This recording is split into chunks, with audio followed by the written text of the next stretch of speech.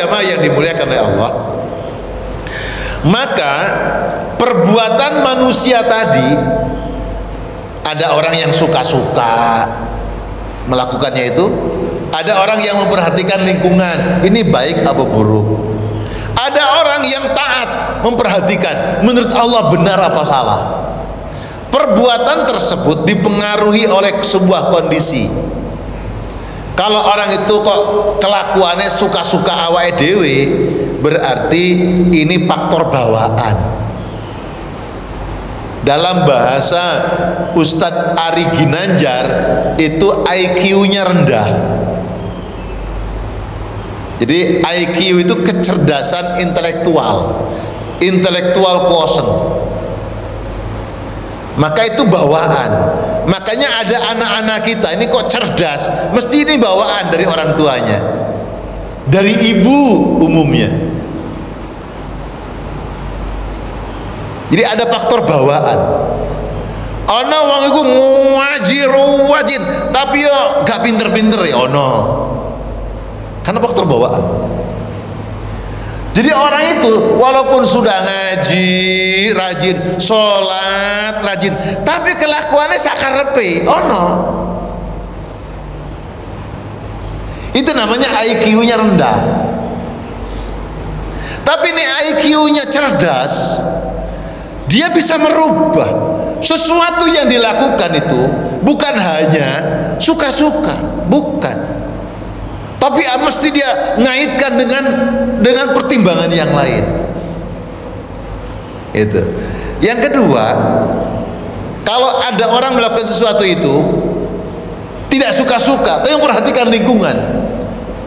Aku sih pengen ini, aku kan sumuh banget. Aku pengennya mudah aslinya itu. Tapi isin ambek wong-wong. Ya apa nek ketahuan mudah. Gak kelamben. Ya sakarepku ning omahku. Ya tapi kan ada malaikat Allah. Aku malu sama malaikat Allah. Berarti orang ini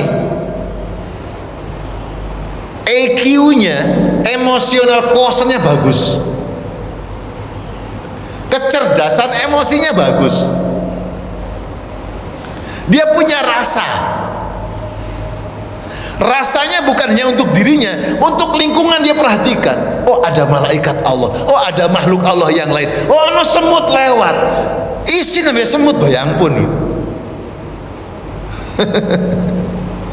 Jarang-jarang tuh malu sama semut, oh, malu sama tikus. Di rumah punya tikus, malu sama tikus gak kelamben misalkan.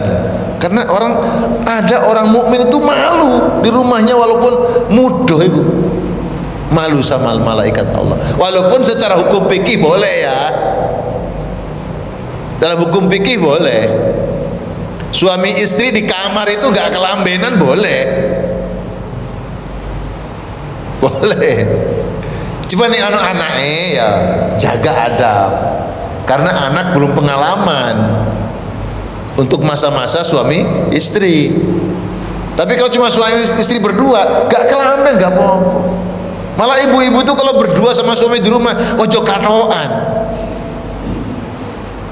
Us katoan kayak celana apa sing ngapret iku dowe iku.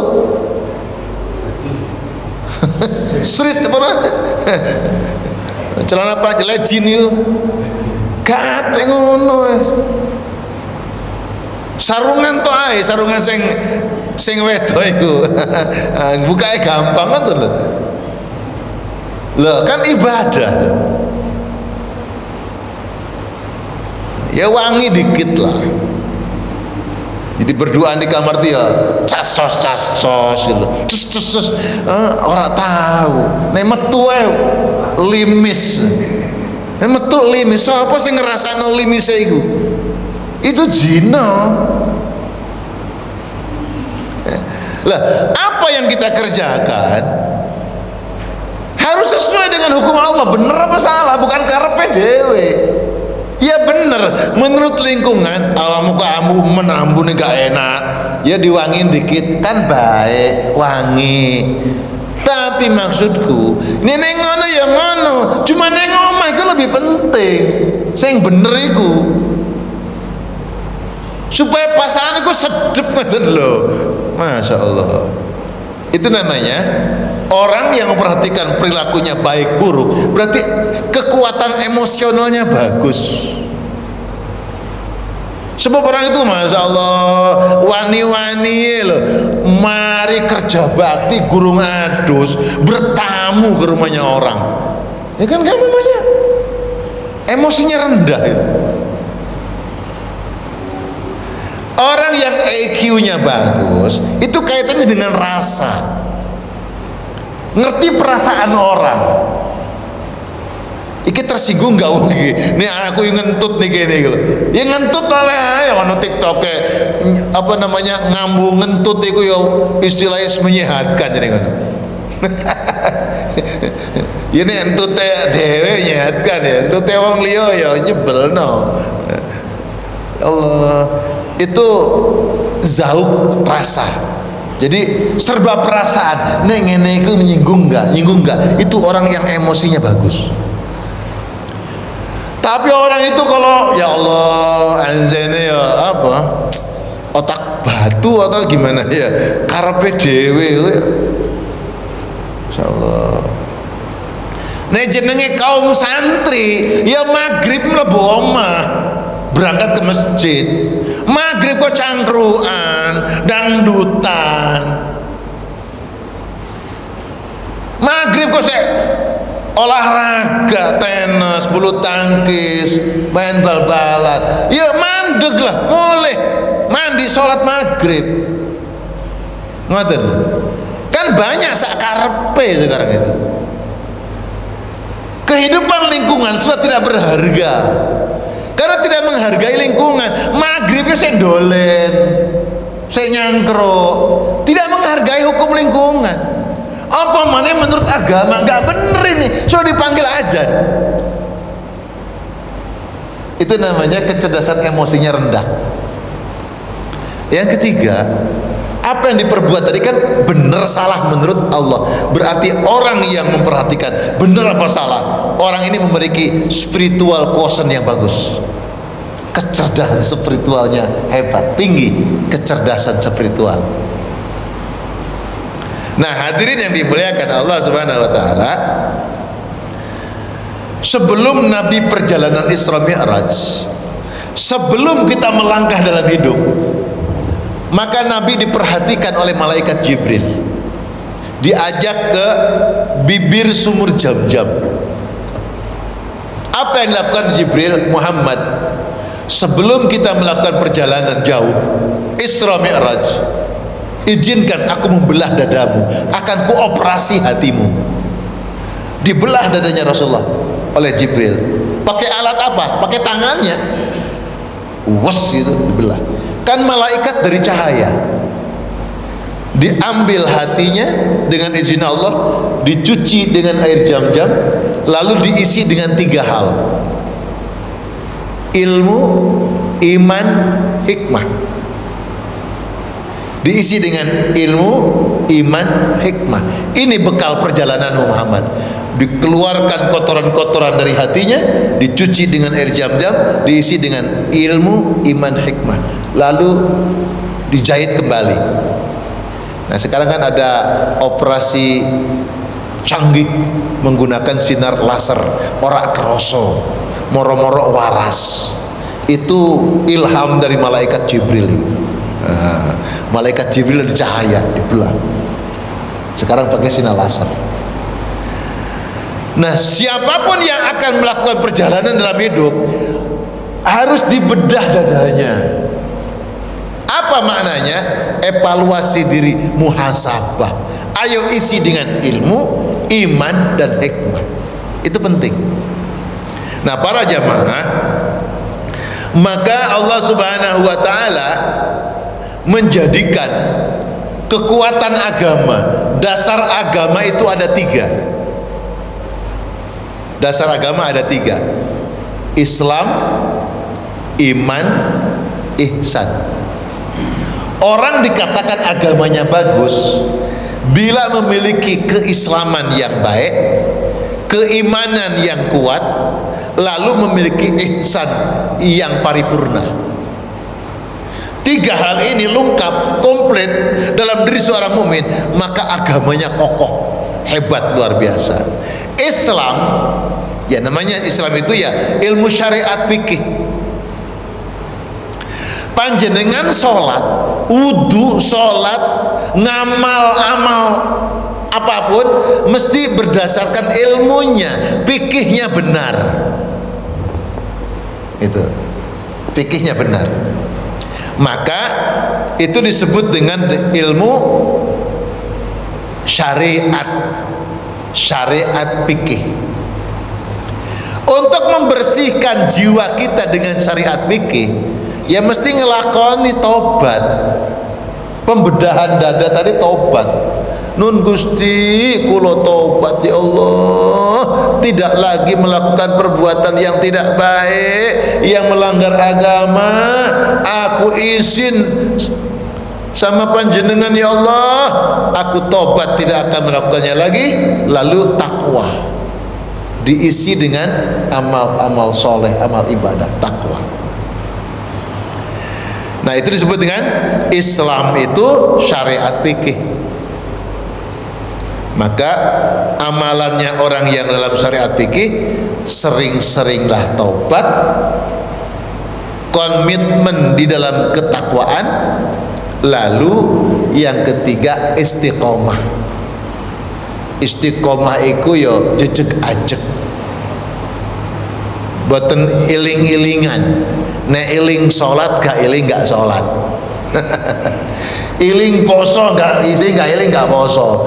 Ya mesti walaupun Ramadan melo sahur kok jam 10 ana ning warung ketok sikile dukure ya dikai selambu dikai gorden iku sikile sapa aku harus sandale ketoke warga Masjid Al Karomah. Boten nggih ya Allah. Islam, iman itu masuk kategori iman kan dengan hati. Iman itu kan dihunjamkan dalam hati, lalu takrirum bil arkan, diekspresikan dengan perbuatan, ya, diucapkan dengan lisan. Itu iman. Maka iman itu tatarannya tarekat tasawuf. Orang yang membenahi dirinya dalam kehidupan, urusan bab hati. Tadi panjenengan sholat berdasarkan syariat fikih yang benar. Oh, tata cara takbirnya, bacaannya, kan gitu. Lalu tarekat tasawufnya apa? Ada 3. Sholatlah berdasarkan syariat fikih dan sholatlah berdasarkan tasawuf. Apa? Kamu sholatnya sing ikhlas, kamu infak sedekah sing ikhlas, sholatnya kudu ikhlas karena Allah. Ikhlas itu babnya bab tasawuf, bab thariqah. Maka orang ngaji thariqah, ngaji tasawuf itu dalam rangka mempelajari, melatih beningnya hati supaya amal ibadahnya itu baik, baik ke Allah, baik ke makhluk Allah. Jadi ikhlas. Secara syariat bener nih, secara tarekat bener gak hati ini ikhlas? Maka yang kedua adalah siddiq. Nah, orang yang ibadahnya, sholatnya ikhlas, tur bener keikhlasannya, melahirkan tumakninah, atine tentrem ayem.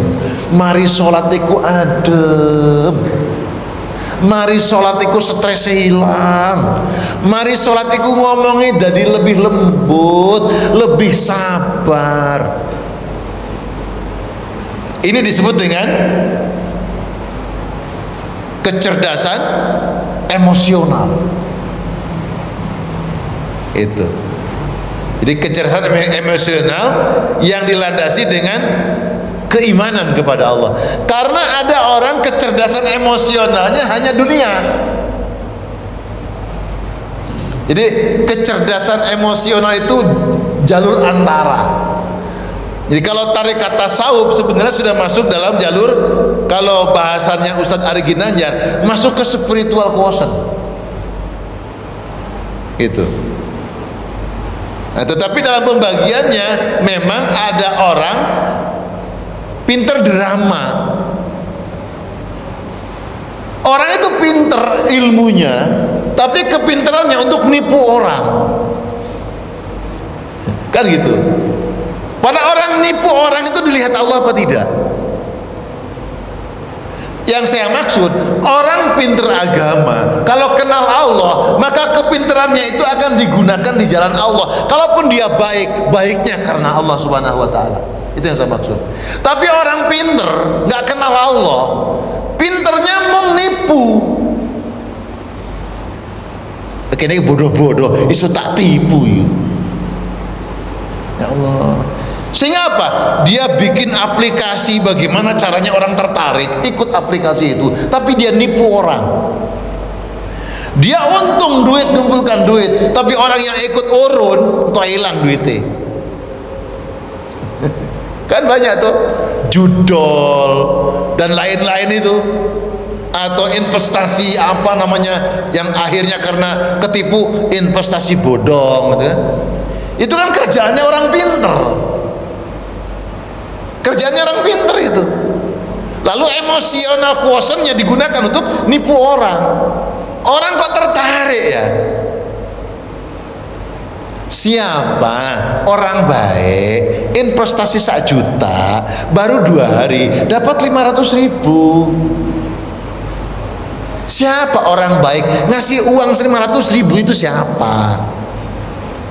Bank aja yang pinter bank, sampean jangankan nabung, deposito aja lo, iki deposito tahunan atau per 3 tahun, piro bunga itu kecil.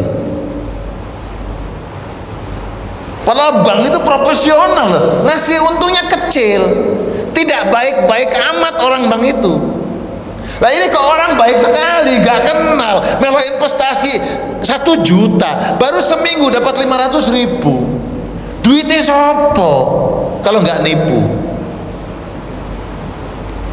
Yang saya maksud di sini, orang masuk Islam, iman, ini udah orang baik, orang kenal Allah. Maka orang yang iman kepada Allah, emosional quotientnya, kalaupun dia senyum sama orang, senyumannya itu semata-mata tabassumuka ala wajhi akhika sodako. Baiknya dia dengan orang itu semata-mata ibadah kepada Allah, bukan untuk drama. Sekarang orang baiknya karena drama tuh. Maaf, saya baik sama sampean.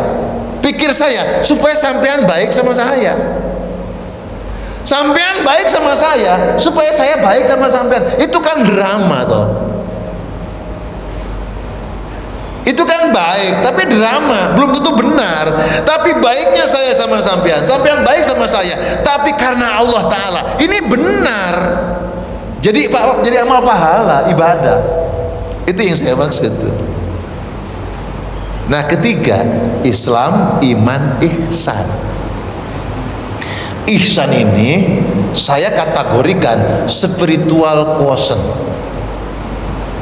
Orang yang melakukan sesuatu apapun amalan dalam kehidupan dunia, ekspresi wajahnya, fisiknya semata-mata karena untuk mengharap ridho Allah Subhanahu wa Ta'ala, dilakukan semata-mata karena Allah. Itu namanya hakikat tauhid.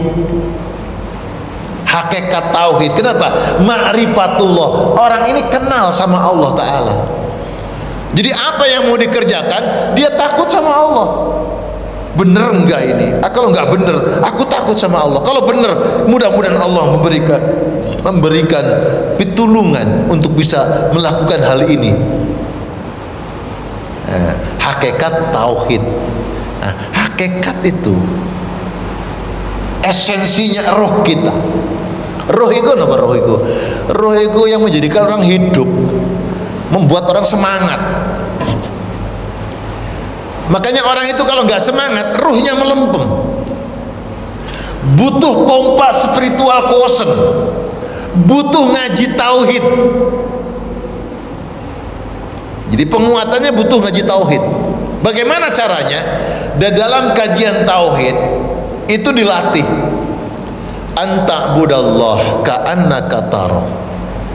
Beribadahlah engkau beribadah kepada Allah seperti melihat Allah. Angel. Wa illam takun tarah fa innahu yaraka. Kalau engkau beribadah kepada Allah sulit seakan-akan melihat Allah. Ya opo Gusti Allah, malah kok bayangke lian-liane malah gak bener. Ono bunyi-bunyian, wah, Gusti Allah itu malah gak karu-karuan. Beribadah seolah-olah melihat Allah, malah nganggap sesuatu dianggap Allah. Sulit, gak mungkin. Yang kedua, nah, kalau seolah melihat Allah itu namanya musyahadah. Kalau musyahadah seolah-olah melihat Allah, itu tidak mungkin kita lakukan. Oke, ambil yang kedua, muraqabah. Muraqabah, seolah-olah atau seakan-akan selalu diawasi, dilihat oleh Allah Subhanahu wa taala. Yang kedua memungkinkan.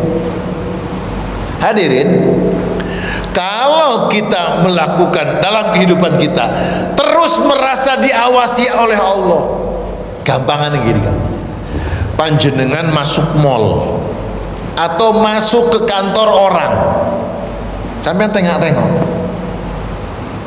aman. Maksudnya aman apa? Gak ono CCTV. Gara-gara gak ada CCTV sampean ngomong aman. Lah memang kalau ada CCTV terus apa? Terus ngomong aman gara-gara ada CCTV, nggak ada CCTV, mau melakukan apa? Kan gitu. Aman. Loh, kok ngomong aman? Gak ada CCTV. Lah sampean mau melakukan apa? Mau nyolong? Kan gitu. Kita ini nggak bisa aman kalau kita melakukan keburukan. Kenapa? CCTV Allah itu 24 jam dan detil sekali. Maka orang mukmin hidupnya selalu diawasi oleh CCTV-nya Allah Subhanahu wa taala dimanapun berada. Kalau itu zauq, rasa mancap dalam ruh kita,